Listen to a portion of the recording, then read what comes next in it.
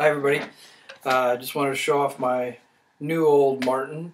This is my most recent purchase, and before I get too far in the description of the uke, I'll just say the little ditty or song that I was playing is called Waikiki Shepherd, and there's a practice sheet on my website. It's called Waikiki Shepherd or Choral C6, and it's all based around the C6 chord at 5-7-5-7 on the fingerboard and an F7 shape working down chromatically down the fingerboard. So it's kind of a fun exercise, makes a neat little song. Anyway, this is my newest old purchase. This is relatively new, but it's a vintage Martin. It's an '01 with the, you can see it kind of has the white stripe there, one single line, and then it's got the tortoiseshell binding top and back. But it's post 1960, because in 1960 is when they started adding the Made in USA. I don't know if you can see it. It really doesn't matter if you can or not. But inside the sound hole there, the stamp that had the addition of Made in USA at 1960. And so this is relatively new, because I think Martin quit making these around 1968 or so, except by special order. And so it's relatively new. It's as new as I am, which really shows, right? But this is the one that I got, and it does have 3 cracks in the back. I don't know if you'll be able to see them. Yeah, you can kind of see the lines as I rotate it in the shine there. But they're professionally repaired. There's a couple cleats in there. You can see a couple of them are really tight. But as you can tell, the top is pretty pristine. The mahogany is beautiful. And when I got it, the fingerboard really had no finger marks at all. And you can see I've been playing it a lot because I've already got a lot of finger traffic up and down the fingerboard. Original strings that came on it, and I'm imagining they're Martins. Now, here's a lesson on eBay shopping. This was something I was watching on eBay.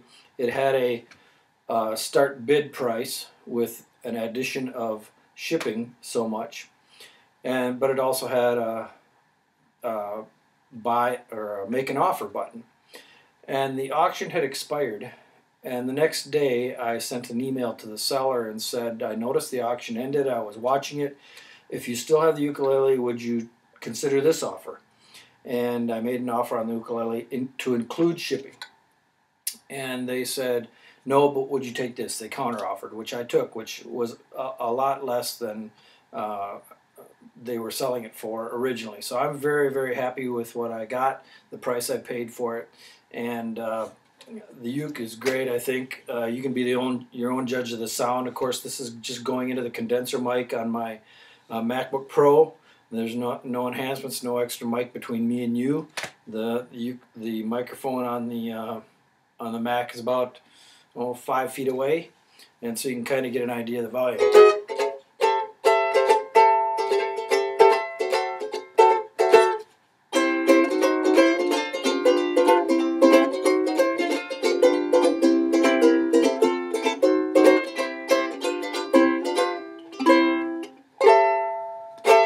Anyway, I love it. One thing that I got going too is I do have another Martin 1 model, and it's probably like a grandmother, because this one, if you can tell a difference in the headstocks, the newer one here has the Martin label, and it's the darker label that they added on later on. This one has no label, and it has the stamp on the back of the headstock. It also has the stamp inside the sound hole. Also, this has wooden friction peg tuners. They're not the original ones, it was told to me by an expert, which doesn't matter to me one way or another, actually. But also, this actually, in this generation, these were actually bound in rosewood, and the back is not bound. And this one is from about 1918. And you'll also notice that the dot markers on the 1918 are 5, 7, and 9, where here this one is at 5, 7, and 10. Now, the best resource, if you want to learn about Martins, is a book, and I'll put a link up to it on the video or describe it to you, but it's basically Martins, How Ukuleles Saved a Big Guitar Maker, something to that effect. It's a great book. It's a great resource if you're curious about Martin ukuleles. Now, I'll give you a little sound sample of this. It's probably just slightly out of tune because, as you know, it's a little trickier tuning with wooden pegs.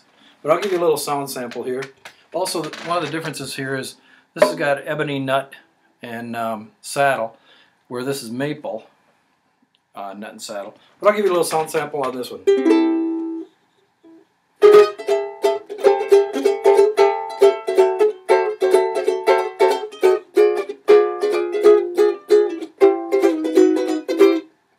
It's a little more out of tune than I thought. Sorry about that, but I'm not going to mess with it. Now here's a question. For those of you who like Martins, one person has suggested, and I'm seriously considering it, is replacing these wooden pegs with the peg head tuners that look like friction pegs, but they're geared inside. It's a modern geared tuner, but it looks like these. And I've got a ukulele that have them. It's a new build, and I love the peg head tuners, but I don't know if I should mess with it or not. With some of these vintage ones, you kind of feel like you're taking care of your grandma, and you want to be really careful about what you do to them. But at the same time, you want them so that you play them and you like them more. And so that's something that I am considering, is putting in some peg head tuners to keep it looking period, but bringing it up to date as far as tuning ability. I don't want to put in a friction peg like on this one, and this is fine on this one. I like them, but I'm thinking about trading these out for the peg head tuners. What do you think about that? But that's that one, and I've had that one for a couple of years, from 1918, and this one is from after 1960, so between 1960 and 1968 sometime, and I think she's just a little gem.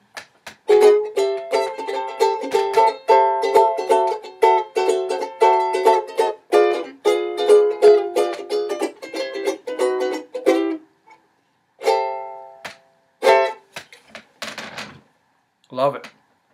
Give me your idea about what I should do about the tuning pegs on the other one. Keep them or trade them out for peg heads.